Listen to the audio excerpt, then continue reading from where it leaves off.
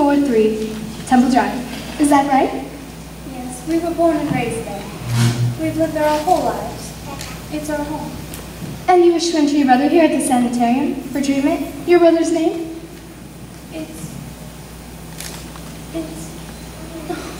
Mrs. Simmons, what is your brother's name? I'm sorry. This is not easy for any of us. But I'll just have to hold my head up high and go on just the same.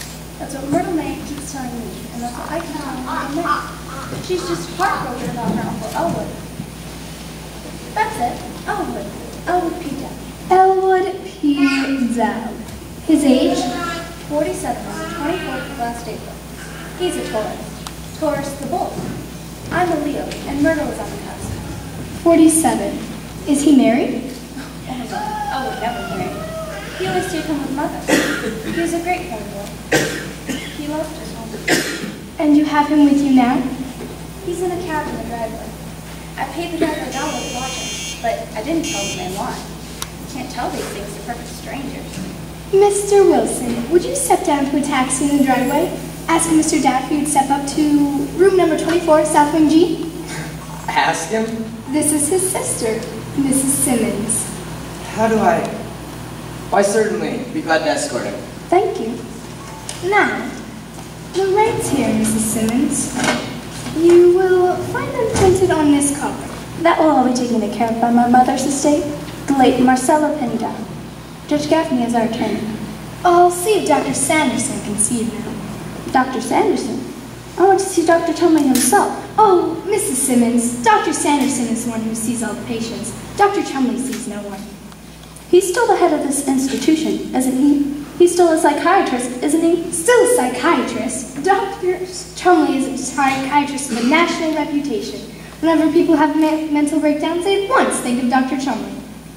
Well, I don't like to be pushed up on any second fiddle. Dr. Sanderson is nobody's second fiddle. He's young, of course, and he hasn't been at medical school very long, but Dr. Chumley tried out 12 and kept Dr. Sanderson. He's really wonderful to the patients. Well, very well, tell him I'm here. Right away. Oh dear, oh dear. Veta, isn't this wonderful?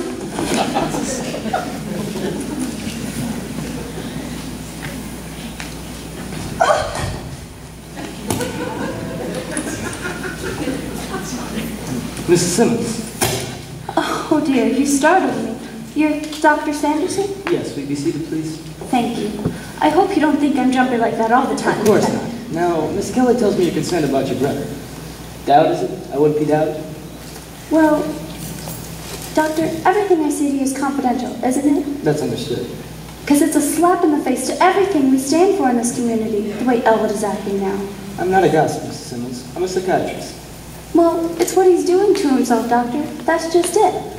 Myrtle May has a right to nice friends. She's young and her whole life is ahead of her. That's my daughter. Your daughter? And how long has it been since you noticed any peculiarity in your brother's actions?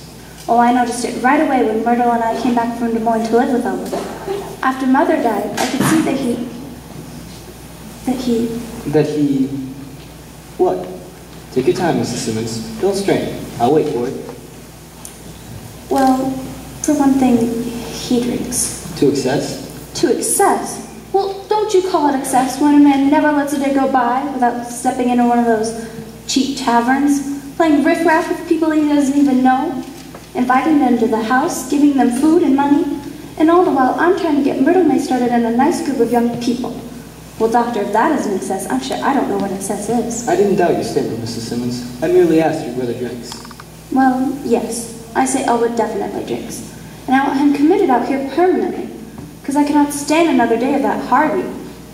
We have to move over on the sofa to make room for Harvey.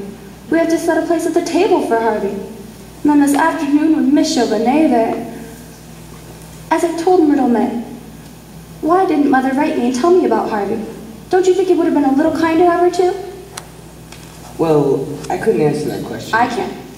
Yes, it definitely would have. This person you call Harvey, who is he?